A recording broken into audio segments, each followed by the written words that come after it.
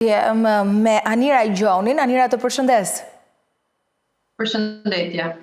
Kam përshtypjen se ka një interes të shtuar për të kuptuar se çfarë po ndodh me motin, sepse këto nuk janë ato ditët ideale të bërit turizëm, të veshjes lehtë, u detyruan besoj qytetarët të ndryshojnë garderobat, lulëzuan edhe virozat, po kemi një vijë bregdetare, dhe këta them me siguri, të mbushur me turistë të huaj që kanë zgjedhur Shqipërinë, por që moti nuk është në favor të tyre. Tani, si do të jetë kjo javë, Anira?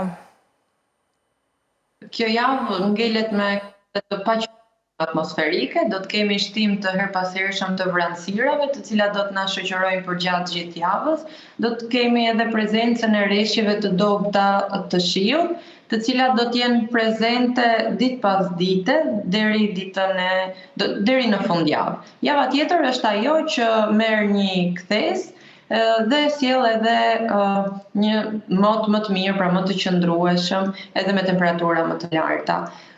Sa i takon ditës së sotme dhe ditës së nesërme, pritet që temperaturat të pësojnë një rritje të lehtë prej 2 gradësh, kryesisht vlerat maksimale, ndërkohë që dita e mërkurë do të sjellë një ulje të temperaturave dhe do të kemi dhe prezencën e rreshjeve të shiut. Sa i takon ditës këtyre 2 ditëve të para të javës, pritet që në qarkun e Shkodrës të kemi rreshje të dobta deri lokalisht mesatare, ndërkohë që pjesa tjetër e territorit, pra në të gjitha qarqet, do të ketë rreshje të dobta lokale, të cilat do të jenë prezente pothuajse në çdo qark, por kryesisht ditën e fillojnë pra prej ditës së nesërme, dita e martë. Ashtu siç e thash, do të jenë prezente përgjatë gjithë javës. Jo problematike, nuk shohim problematika lidhur me intensitetin e rreshjeve, pasi do të jenë të dobta dhe lokale, por sigurisht presin ato komfortin, pasi zakonisht presin. Tani pyetja ime është, Anira, nëse ky mot i tillë me rreshje të shiut të dobta, që ju kujtesë ta thoni disa herë, a do të ndikojë në uljen e temperaturave ose cila do të jetë qasja për shembull në vijën bregdetare? Me erën, intensiteti i shiut, çfarë pasojash mund sjell? Sigurisht duke inkorporuar edhe me temperaturat që janë shumë të rëndësishme, se mund mos kesh diell, po të paktën nuk e ftohet. Këto 2 ditët e para do të ketë temperatura më të larta, pasi për ditën e nesërme pritet që temperaturat minimale në Bregdet të shënojnë 17 dhe maksimalet shkojnë deri në 23, ndërkohë që në zonat e ulta pritet që temperaturat minimale të ajrit të shënojnë 14 gradë dhe maksimalet shkojnë deri në 25, dhe në zonat malore pritet që temperaturat minimale të ajrit të shënojnë 10 gradë dhe ato maksimale shkojnë deri në 18.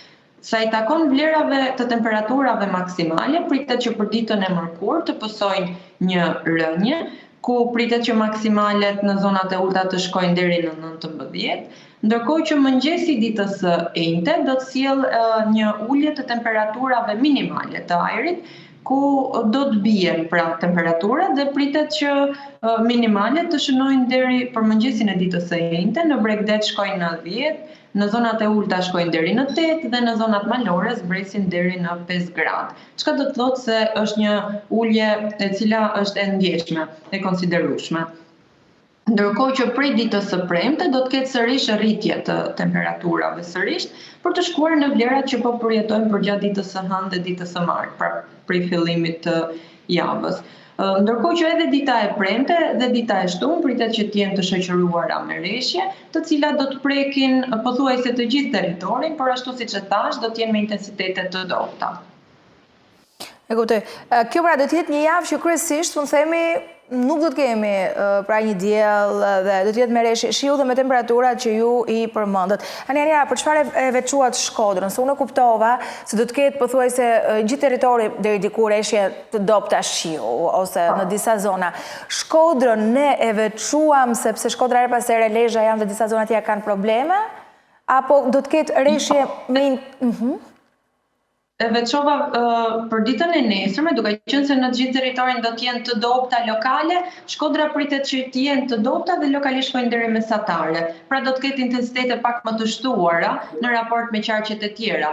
por jo se pritet që të kenë intensitete të larta apo sjellin probleme me përmbytje apo me çështje pra të tjera. Megjithatë lajmi mirë është që temperaturat nuk kanë qenë shumë të luhatshme, le të themi, ose frikshëm, të luhatshme me një ndryshim drastik. Dhe nuk e dini se kjo është tipike vetëm për vendin tonë apo për gjithë rajonin?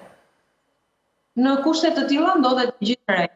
Pra me një mot pa qëndrueshme, kushte atmosferike të pa qëndrueshme, të cilat sjellin densin e vranësirave, pra vranësira më të dëndura dhe më pas sjellin edhe deri në gjenerimin e reshjeve. Por duke qenë se muaji maj i ka tipike këto lloj reshjesh, të cilat janë lokale edhe zona të kufizuara, e tillë shikohet tabloja edhe për gjatë kësaj jave. Ndërkohë që 2 javët e dyta të majit pritet që të jenë me mot të qëndrueshëm edhe me prezencën e diellit. Qartë. Anira, faleminderit për gjithë sa solla në vëmendje. Unë të përshëndes duke të uruar punë të mbarë. Faleminderit juve.